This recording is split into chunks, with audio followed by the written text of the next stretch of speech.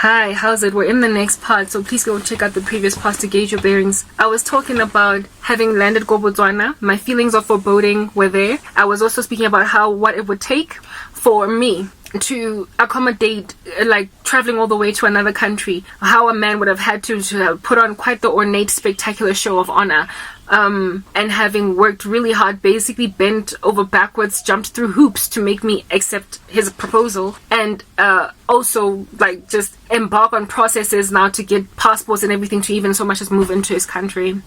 But yeah, that's where I was at. And then I was telling you guys about how I landed ko jarateng ele ya ko Mapetla that belonged to my grandmother's best friends back in the day, and was representative in this dream of a space that I didn't want to be in, even though it wasn't abusive of me. It was not my first price, right? As I landed there, right, only then, for the first time, I understood it to be my first epiphany about this man. Like, after Botswana, after landing, like I'm in Botswana now, and what's left is for us to go through all the ceremonies of getting married. But when I landed, I saw through the walls. I landed in outside Jarataya, this house where I grew up in for 2 years of my life. I was able to see through the walls with x-ray vision almost. My husband, he did not receive me. He was not the first one to receive me when I arrived. Like, you know how when you get to the airport and there's a dude holding up a placard written Karabo, I'm the love of your life, and you're like, hey, and it's looking all like, you know, Sleepless in Seattle type sweet romantic scene. This dude did not meet me at the airport or at the door of this house. He was inside, like he was like against a wall. Oh, God have mercy. And it was him, but he looked like a black horse. Okay, so Lord have mercy. There are so many elements to this dream, but I have to explain it with clarity, okay? When I was a teenager, my cousin, I told you guys that we grew up Kotladi Soweto, but then as we got older, our parents moved out.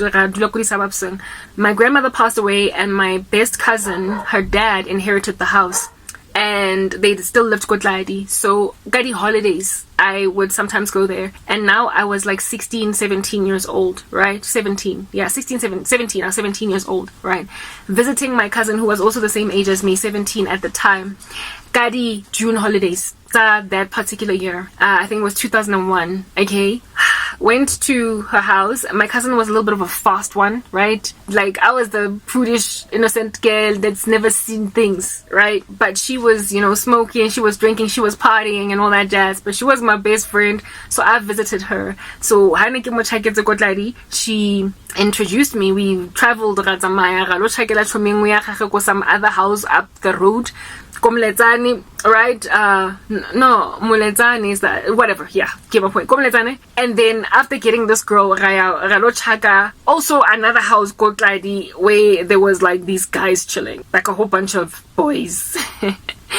When we got there, on the first day when I arrived at my cousin's house, or the next morning, these boys, one guy. So my cousin was dating this one dude. My cousin's friend was dating this other dude. And I was the only one there single. And you know how it is when you're teenagers.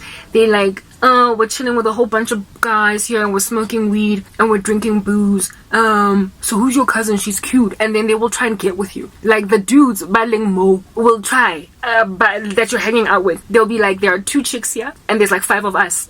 They've just brought a 3rd chick, and I'm gonna go and pounce on that. I'm gonna try and hit on that. So there was this guy that was like Nadula ko the house and rich haketse.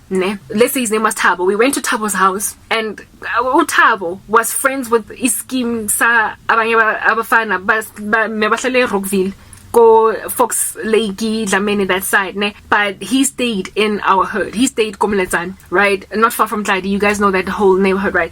And so they used to smoke weed. Like, he was a pothead from like here to Timbuktu. I had never in my life smoked weed at that stage. They would like gather together, these teenagers. Like, the oldest person there was like 20 or 21. Yeah, the oldest person there was like 21. Okay, we ranged in age from like 17 to 21. 17, 18, 19, 21. 17 to 21, yeah. Like 4 years, yeah. Just a bunch of kids, alright?